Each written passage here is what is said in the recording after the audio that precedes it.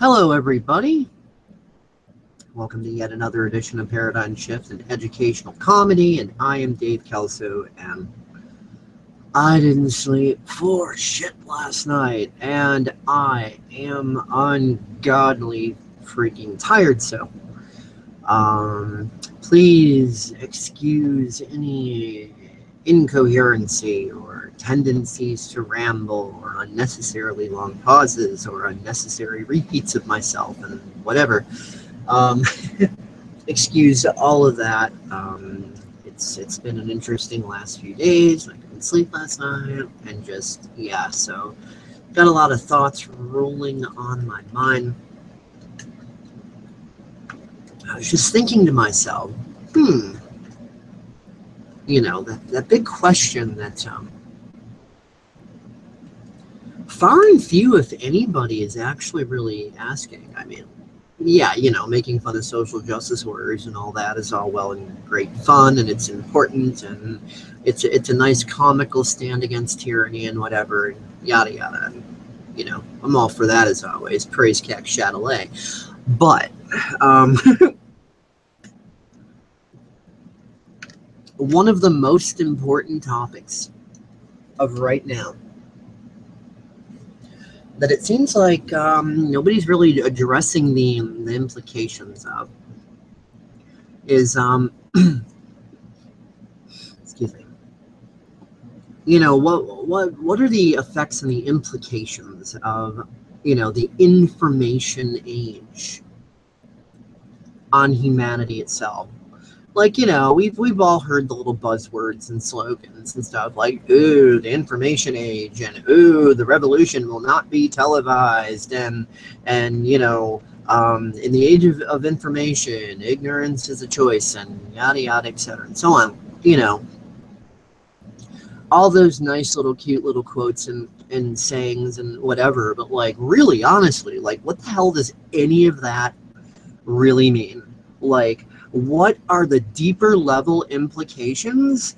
But using simple enough language that I'm not going to lose most of you, and your eyes aren't going to be glazing over, and you're not going to be like going into a coma because I'm talking too geeky or whatever. So first I'll cover the what, then I'll cover the why. The what might at first sound slightly esoteric, but it is grounded in science, and the why will clarify anything that might temporarily confuse you on the what. I'm going to do this as best I can. We'll see how it goes. All right, so to try to say the what in as few of words as possible, 2012 was the end of the world as we knew it. 2013 was recalibration, adjusting to the new normal.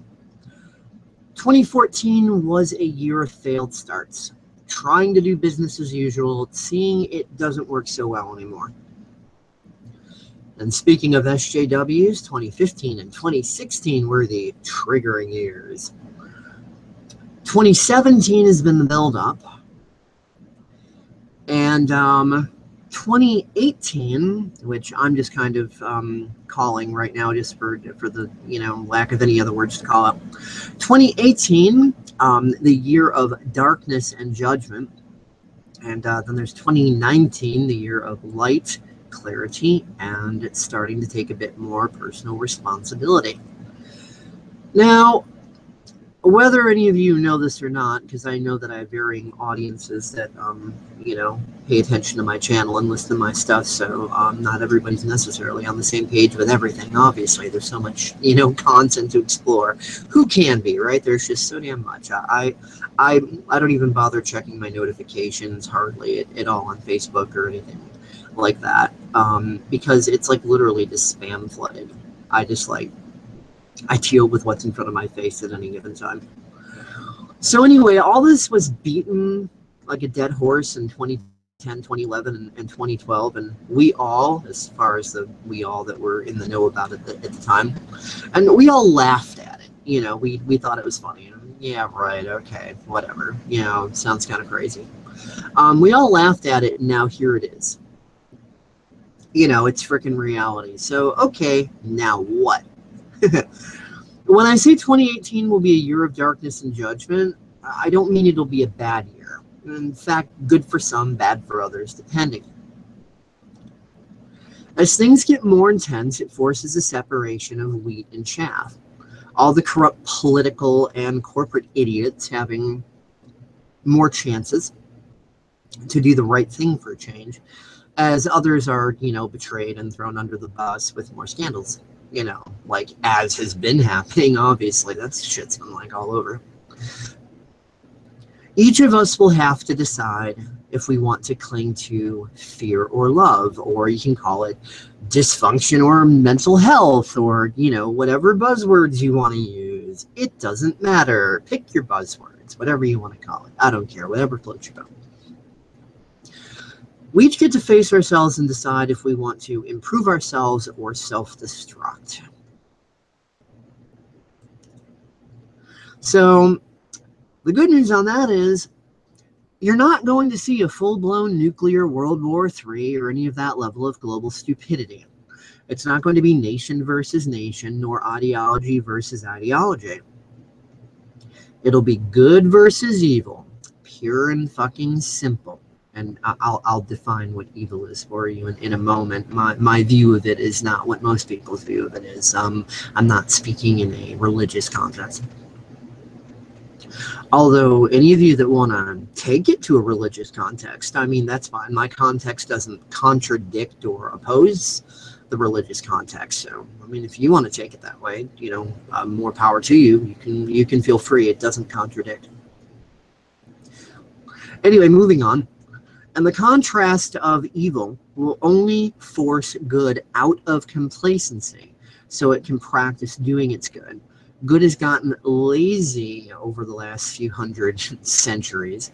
Now a fire is lit up under good's ass. I mean, as the old quote goes, you know, all evil needs to triumph is for good people to do nothing. So good's kind of gotten lazy for a long damn time, and so, like, you know, quote unquote evil's been having like carte blanche all over this bitch.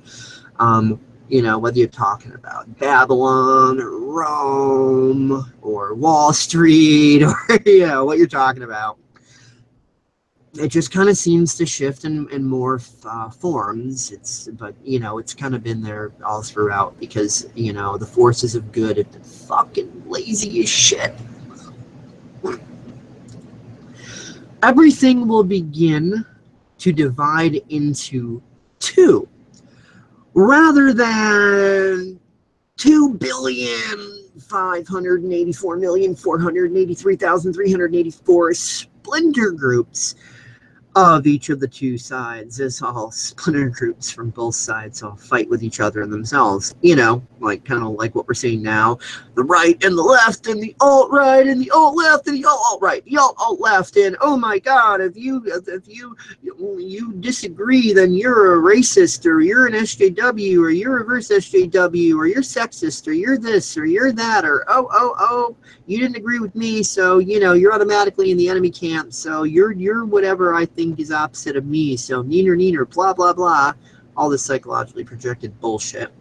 So anyway, you know, sooner rather than later, I can't give you an exact date. These things take the time they're going to take, so, you know, whatever. I'm just noticing patterns. I'm not trying to give you any prophetic dates or anything. I don't know any more on that than you do.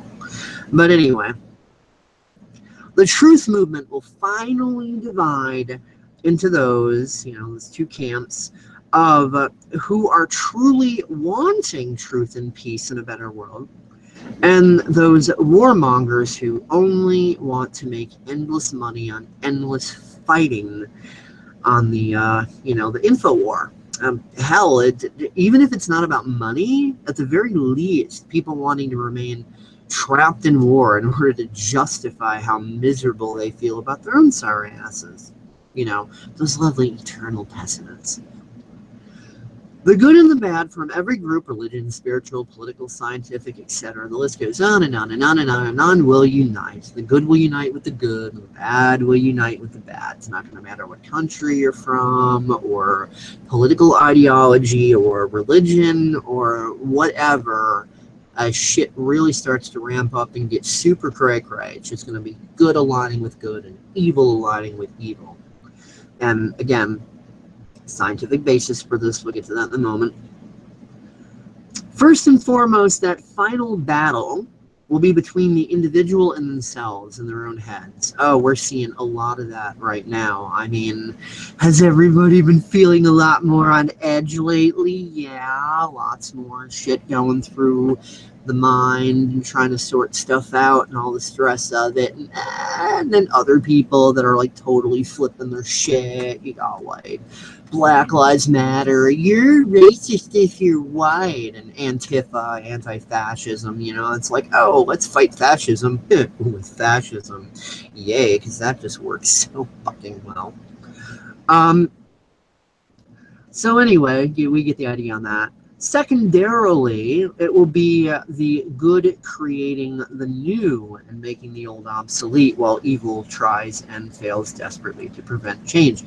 And hell, we've been seeing a whole hell of a lot of that, even even since like 1999, 2000. I mean, look at the Recording Industry Association of America versus all the music fans with the fucking Napster fiasco, and WinMX and BitTorrent and this and that and da da da da da. And like, what ended up happening for the most part? The people won, because now you have monetized platforms to where like, wow, these artists can actually just toss their music and shit up there, monetize it because it's their copyright and shit, and guess what? They can make money on it. On top of that, if the artists are really freaking smart, then they'll third-party match the stuff, but instead of like, oh, DMCA, they'll just monetize it and make money off the gajillion fucking uploads. And if they're feeling incredibly benevolent, they'll even do shared monetization so that it even encourages more of those uploads. So, basically, it's like Buckminster Fuller said: if you want to destroy the old, you don't do it by fighting. I mean, the Model T or the Model A or whatever, the ancient cars, didn't just like have a big open battle with like the year 2017 Lamborghini Diablo or the Porsche or whatever. The two didn't engage in deadly conflict for the 2017 cars to win the battle. No, they simply became obsolete over the passage of time. Better cars were made, even better, even better, even better, even better. So this is totally a passage of time thing. So yeah, just a natural evolution. And like nobody voted on the internet. Like, okay, let's take a show of hands here. Who wants to do the internet? Oh fuck, it got voted down. So we're just not going to invent that. That's not the way it happened. The minority of people actually create the most change. I call them the 3%. Because it's only taken 3% of the population to really get anything done on this planet for good or ill, and just everybody else just kind of follows whatever the most popular winning trend is on that. So anyways, now I'm gonna get to my definition of evil here. Remember, folks, evil isn't a type of person or being. Okay, I don't know if Satan actually exists as a literal being or not, and if he, she, it does, then they might have done some shady shit or whatever. But evil isn't a type of person or being. It's a type of sickness, and when it becomes too terminal, it must be removed, like rabies or cancer. And ultimately, evil removes itself when good ceases to be lazy. Good has gotten lazy. That ends now. So,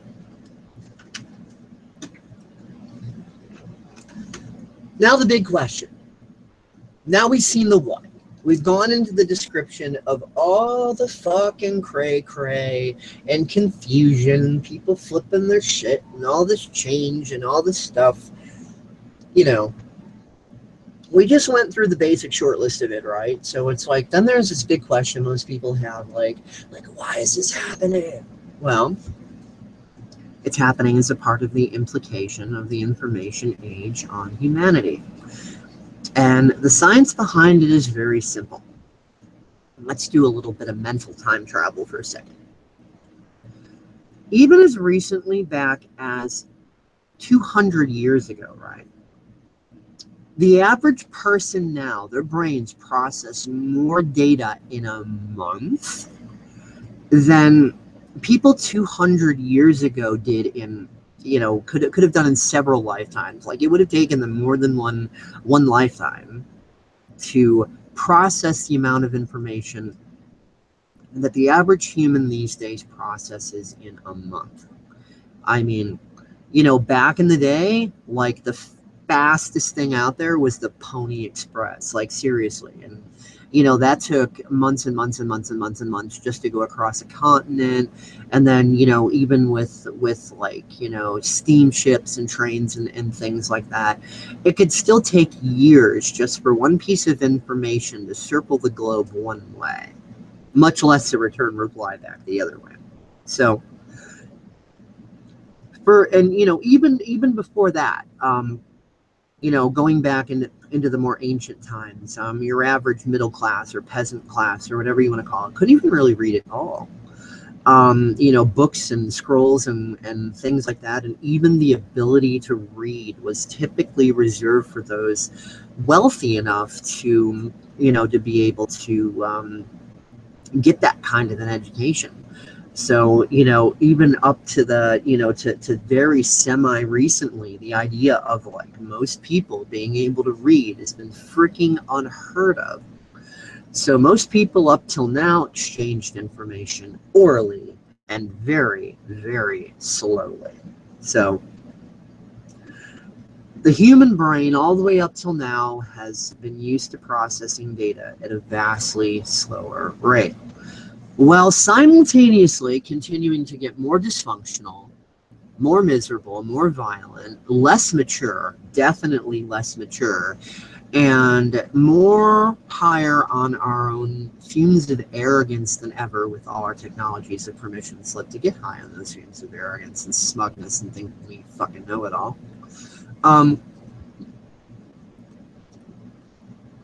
So what this does is, when you have that high level of arrogance, just fucking everything up and confusing everybody and just making the world into the disaster it's been for thousands of years, the more data the individual human can process in a shorter amount of time, and the more it's done en masse, it's harder to remain in denial, because bullshit gets called quicker. Like let's say 200 years ago, someone was suffering from some delusion of some sort. Let's say it's a simple one, like, hey, tyranny is freaking dysfunctional.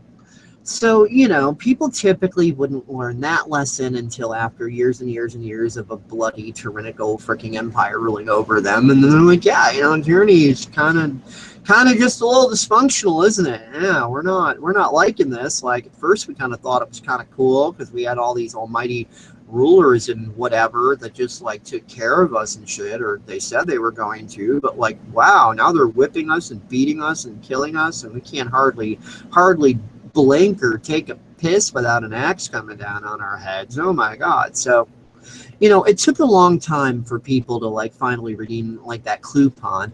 And then, because we've lived in societies over the millennium that have not exactly encouraged confidence in individuals, it's encouraged more conformity than anything. you know, we get this very quick amnesia, because it's like, oh my God, the lesson I just learned from history. Well, that doesn't conform to the status quo. As a matter of fact, the status quo rages against it. And well, I don't want to be ostracized by my family or my peers. And, you know, back in those days, being ostracized and being killed tended to be the same thing. You were banished from your homeland if you were lucky. Usually you were just murdered. And so this whole idea of actually being able to learn the lessons of history is like brand spanking new. It's in its infant stages. And again, that's because of the ramping up of the information age. Computer technology keeps getting better, the internet keeps getting faster, better technology ends up in the hands of the people, allowing them to express themselves better. So you got independent musicians, and you've got fan films and independent film, and, you know, paradigm shift in educational comedy, internet radio. You got all this different stuff for the individual to not only express themselves, but to dive into any subject they want, all sorts of different perspectives that they want. And on top of it, of course, you know, you've got the mainstream media filling everyone's heads with the usual bullshit, but on overdrive now, because it's the 21st century. And then on top of that, the truth movement overall has gotten extremely cocky and arrogant and paranoid, to the point to where they're just like conforming to all the division and stuff, and, you know, being their own worst enemy. So, you know, we've got this bombardment, and what it's doing is, you know, when bullshit is called on one of our paradigms, I mean, it can be aggravating enough to face, like, especially like, let's say it's a bullshit paradigm that you've had for, I don't know, let's say 15 years, just to pull a number out of my ass to keep it simple. All right. So you've had 15 years of practice, 15 years of building and reinforcing these neural networks in the brain. And of course, the frontal lobe is the override to the neural networks, right? It's the free speech zone. It's also the zone that regulates happiness as well. And with this happiness, you know, free will, free speech, free everything, override can just take all the, you know, all the 5 cents data and any kind of data and chuck it out the window and say, I'm going to think what I want anyway. And that's the mother of invention, seeing as jet planes are not picked off of jet plane trees. Someone had to think outside the box and go, you know, I wonder how humans might be able to fly. We don't have wings. How can we do that? So, you know, we got Orville and Wilbur Wright that made the first plane, and then, you know, through the evolution of that, eventually someone got the idea that, hey, you know, maybe these planes can go a lot faster, and then, you know, there you are. But they weren't picked off a jet plane tree. And if, you know, if the status quo was not defied by dreaming, by the imagination, by daring to reject all of the accepted scientific information of the day and saying, no, I'm going to explore in a different direction, and I don't feel the need to conform or fit in. Without that, we wouldn't even have huts or horse and buggy. You know, we'd still be living in caves going, ugh, ugh, ugh, you know, must not defy status quo, ugh, ugh, ugh, you know.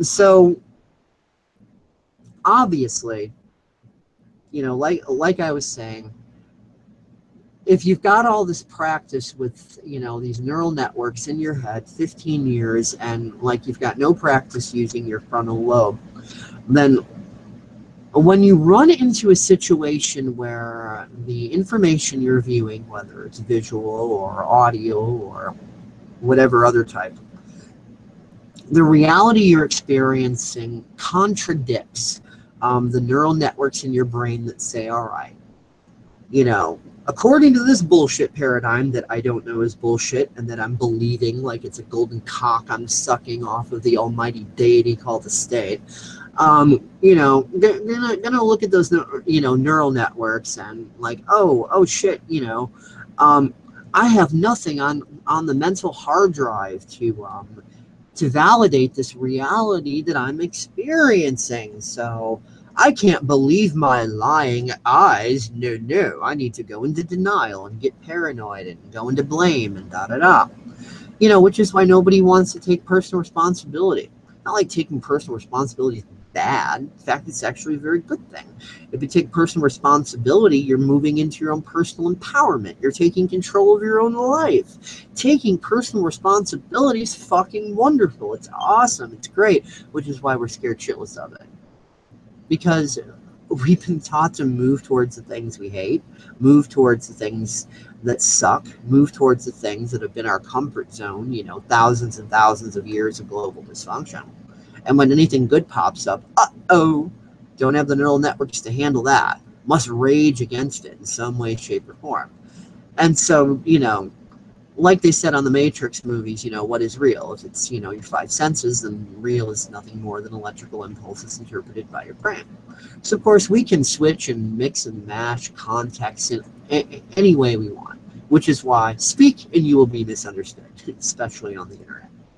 So, anyway, that process of cognitive dissonance can be chaotic for one individual person enough just in one instance. Now, expand to the global stage where any one person has all these different people making these expressions that are right, are true, are factual, but they're contradicting, you know, the bullshit belief that someone's been clinging to, right?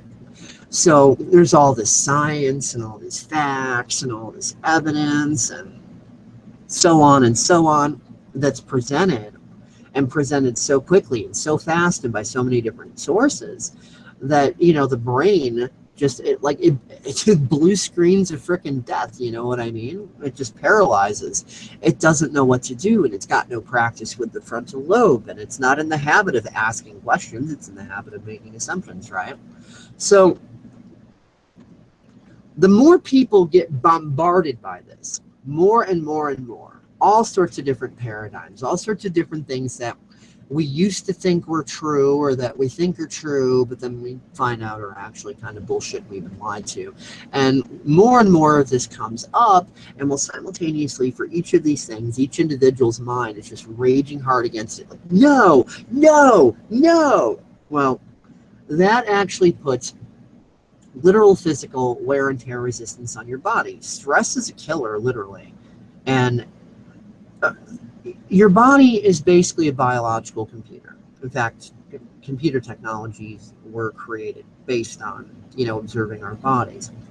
And so, you know, we have the equivalents of RAM memory and hard drives and, you know, all this other stuff. And it works basically the same. Not exactly the same, of course, but basically the same. So, yeah, our brains can be freaking kernel panic, blue screened of death when there's, you know, too much information that our own inner computer is trying to search the drive, and it doesn't know there's this internet connection called the frontal lobe where new information can actually be dealt with and processed without the massive migraine headache.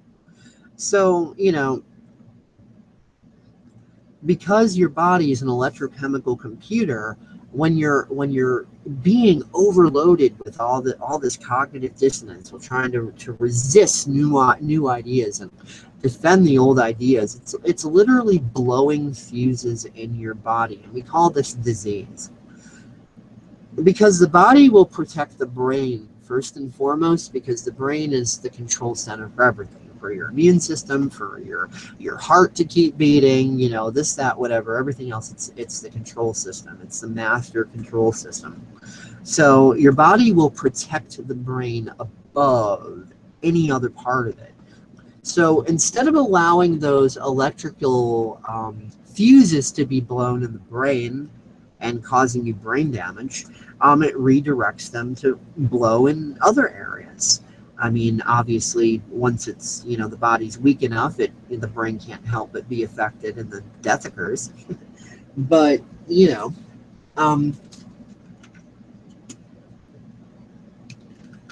and when we're malnutritioned, and like, besides the fact that like regular mainstream food is devoid of nutrition mostly in the first place, regardless of what it says in the can, You know, and especially in the United States, people have gotten into this habit of eating pure malnutrition fucking junk. And you are what you eat in that sense. So the more your body is built out of junk, you're going to be like batshit fucking bipolar insane in the first place. If that's your diet, like just on that, you're going to be in bad shape mentally and emotionally. Terrible bad shape. And then on top of that, you know, your body's got all this information coming at it that it's trying to handle, and you know, your body's built out of shitty materials in the first place. If you're one of the if you're like one of the people that basically consume only junk food, um, it's not a good situation. Fuses are blowing all over the place. Diseases popping up. I mean, it's no wonder why people get cancer, and diabetes, and ulcers, and you know, any myriad of a jillion different things, and they're all stressed and they're sick and they've got advanced aging and da da da da da da da da da. I mean, you know, combined with the nutritional and environmental and other fuckovers that have been done to most of us on this planet, um, you know, it all freaking culminates. And the only way to survive it, this is my opinion, TM here, it's also science, but you can research that yourself. The only way to really resolve it is by doing what has been coined as the buzzword of paradigm shifting. And if you want that word really simple, it's dealing with your demons, facing your shit, coming out of denial, and practicing using that frontal lobe instead of going, oh, I'm addicted to justification and fuck you, get your hate speak out of my campus, you're a racist, you're a fascist, neener, what. Instead of all that bullshit, it's a willingness to be like, hey, have I been the cosmic schmuck? Have I been the big idiot? You know, what am I doing wrong? And without shaming yourself. I don't mean what are you doing wrong as in, oh my God, you're a horrible person. Trial and error is a natural part of the human learning process. And we've been taught to condemn that because we've all been taught to be entitled little triggly puffs, 3-year-olds. We want it now, now, now, now, now. So we see time as the enemy. And we think if we can't do it now, we'll never be able to do it at all. And it only gets worse with age. Because once that damage starts rolling and we start practicing building those neural networks over decades, you know, the bigger the mess you make, the longer it takes to clean up, right? So yeah, obviously the older you are, the shit is harder to do. It really is. You know, which is why like most of the baby boomers won't ever. I mean, the vast majority of them, I mean, hell, some of the baby boomers have already been paradigm shifting like a boss, but it's the extreme minority. Most of the baby boomers will die never knowing, you know, any sort of paradigm shifts at all. They'll just, you know, cling to their prejudices and their outdated information, and that'll just be that. You know, they'll never know it. But for those of us who are younger and, you know, who choose to shift, we are embarking on a very interesting world. Because remember, everybody from the highest elites to everybody else is involved in this ever changing, faster and faster paced world. So the more the brain is constipated with bombardments of data, it makes a person feel stressed, traumatized, PTSD, all of that. Now, for anybody who's ever felt that level of stress or traumatization or PTSD, which has been most of us, at least once bare minimum, we know that it's impossible to think or do anything. It's total flip out mode. The introverts kind of just curl up in a corner in a fit of anxiety, and the extroverts like go out starting trouble like Antifa. You know, but for any of us who, you know, who knows what that's like, and dare I say that's all of us, we're not very functional. You know, we're not able to strategize. We're not able to use tools. We're not even hardly able to talk. We're just like, you know, everybody knows how the fuck that feels. So How effective is that going to be for, I don't know, things like waging war? Well, not very effective, because it's not the people at the top of Wall Street that hit red buttons and pull gun triggers and, you know, make bombs and whatever. It's the rest of us that do that under the orders of the higher ups at the top. Well, what happens when everybody's in such a state of post-traumatic stress that the military people of all militaries have a hard time functioning? You know, what happens then? And even before all that, if we're exponentially on the individual level going more and more crazy as we're resisting change and seeing new and different as the enemy, and we're stressing ourselves out more and more, well, shit, the more someone keeps flipping their shit and diving into that, they're going to be dead by the time they get the chance to throw a fucking grenade at anybody or shoot a rocket at anybody or whatever, because they're gonna frickin' Darwin Award themselves. They're going to literally kill themselves, not because they slit their wrists or jumped off a bridge or whatever, but just because in their continued resistance against exponential change, and their continued resistance against that which is new and different, and their continued defense in trying to preserve obsolete, dysfunctional paradigms and bullshit, there's only so much stress a human body can take before it dies. So the more that continues to pick up, those of us who refuse to let go to the ease and flow, and who welcome correction, and, you know, those of us who are willing to just be like, all right, fuck it, you know, obviously my old ways of doing things haven't really been working well for me. Look at my fucked up life. Fuck my life. You know, now all of a sudden the mind cracks open. Desperation breeds genius. You're willing to let go once you've had enough misery crack, and you're like, all right, I am now open to learning new and better different things. I'm now open to not shaming myself for being human and needing to go through the trial and error process and so on and so forth. And in my opinion, I could be wrong, but in my opinion, I think it's the absolute minority of humanity that's going to be surviving that. I mean, fuck, there doesn't need to be any Agenda 21 or depopulation or whatever. We're fucking doing it to ourselves. Even if there wasn't all the nasty GMOs and chemicals and fake news and you know, this, that, and the other, even without all of that, even without it all, just the exponential upward curve of the information age, and the fact that our brains are not used to processing that much, the more we resist change, the more we literally kill ourselves, whether we know it or not. Now, I'm not saying kowtow to tyranny or anything.